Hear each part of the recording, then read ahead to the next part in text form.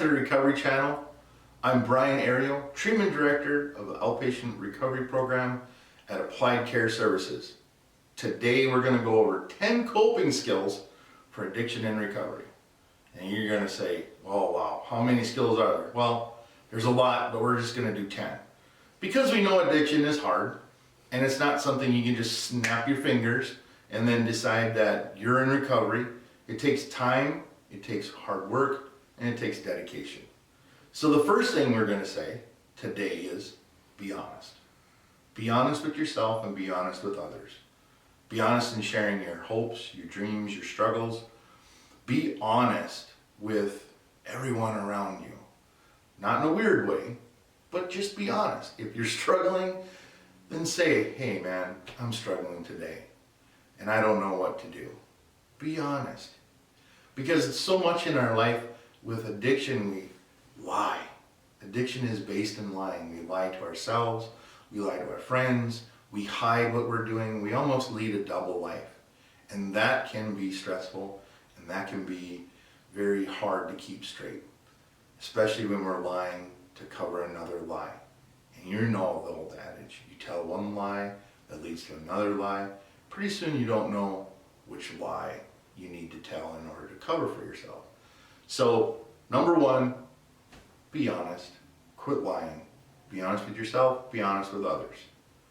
The second coping skill, learn how to relax. I know you might say, it's COVID, it's this, it's everything, there's just too much stress in my life, I'm too busy, I can't relax. Well, guess what? Take 5 minutes and do something simple like this.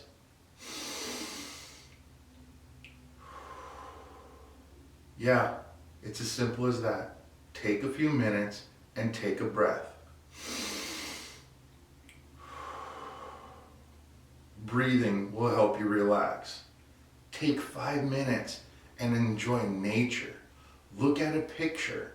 Think about something else other than being busy. Be one with something. Be relaxed. If you notice stress in your body, like in your shoulders, your arms, or your jaw, relax them. Work on progressive muscle relaxation. That will help. Maybe even massaging them. Another great way to relax is going for a walk. Yeah, going for a walk. Walking someplace where you can be with your thoughts and be alone. I'm not talking about isolation, but I'm just saying, listen to the birds. Look at the flowers. Relax. That's the second one. The third one, practice some gratitude and even keep a gratitude journal. Think about things that you're grateful for instead of always the negative things that are happening. It's really easy for us to think about negative, and sometimes we really have to work hard on a positive. What are you grateful for today? I know I'm grateful that I have the opportunity to share this with you, and I'm grateful that you're watching. I'm also grateful that I have family and friends, and I'm grateful for a program like the outpatient program at Applied Care Services. But most of all, I'm just grateful, and I want to pass that gratitude on to others. And how can I do that? By telling someone that I appreciate them. Yeah, I might say to one of my daughters, hey, you did a really good job on your chart. I really appreciate what you did. It really helped me out. That goes a long way. So practice some gratitude. Find something to be grateful for. The fourth one is developing a strong support network. Now, you don't necessarily have to go to AA or NA or anything else like that. But you know, maybe there's a group of people that really care about you and they ask how you're doing. That might be family, that might be friends. It might be people down at the gas station that you normally talk to every morning. It might be your pastor. Get involved. Let them know what's happening with you. They'll support you. And if they don't, then they're not your friends. But get involved. Do something, right? Do something to help someone else that's in the same boat that you might be in. Or maybe something that you've walked through. I don't mean like garbage or nothing, but maybe something that you've experienced and you've found a way to overcome it. Go volunteer. Do something to give back to somebody else and you'll feel better about it. Number 5, avoid high-risk situations. Now we all know we play mind games with ourselves and we feel like we can go over to a party and you know what, I've been sober and everything is good and I'm going to test myself. Well, right there you're setting yourself up for failure. Avoid those situations. Do some risk management. Think about it. Are there going to be drugs there? Is there going to be alcohol there? What kind of a party is this? What's the focus? Should I be there if there's going to be drugs and alcohol there? Well, my answer is no. But you have to make that decision for yourself. Know where your triggers are. Know where you're vulnerable. And then develop a plan to avoid those or to mitigate that risk. Number 6, helping others. Now we talked about volunteering in the other one, and we talked about getting in a support group, but really find something you're passionate about and help somebody. There's plenty of organizations and opportunities out there. All you have to do is go on the Google machine and look for opportunities to help others. I guarantee there's someone out there. Heck, even if you have a neighbor that needs help shoveling their walkway or mowing their lawn or just going over and saying hi when you can. Of course, we wear a mask and we practice social distancing now, but do something for someone else, even if they don't expect it, right?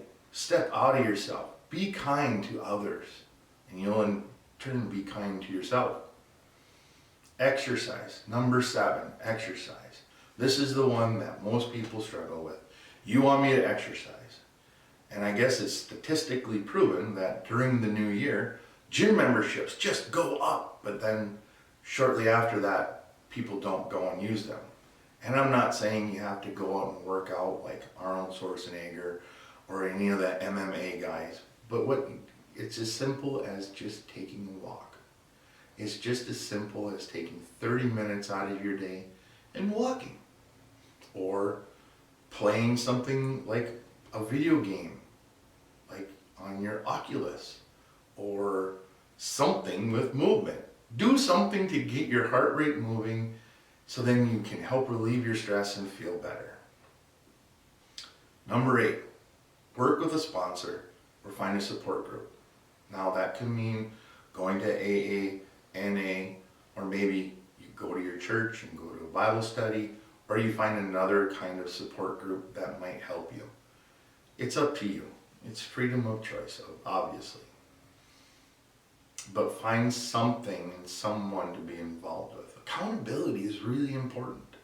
If we leave it to ourselves, we'll take ourselves in so many different directions and we'll justify just about anything just so we can get over, right? Remember, the first thing is be honest. So be honest. Be honest. But then help each other out. Work with a sponsor. Get involved in a group. Number 9, avoid H.A.L.T. And you might say, avoid what? H.A.L.T.? H.A.L.T. stands for hungry, angry, lonely, tired. These classify your basic needs. If you're hungry, angry, lonely, or tired, 9 times out of 10, you're primed to start your slippery slope on a relapse. So take care of yourself. Eat when you're hungry. If you're angry, try to figure out why you're angry. Resolve that anger. If you're lonely, connect with others. And if you're tired, by all means, take a nap, go to bed. Find a good schedule for sleep hygiene. And lastly, but not least, get into some sort of spiritual practice, whether that be meditation, praying, Bible study, whatever it is. Get into some sort of spiritual practice that gets you outside of yourself and you can find hope for your problems, and that will help relieve your stress. And then you know what else it'll probably do? It will help connect you with others. And you won't be so selfish either. Be kind.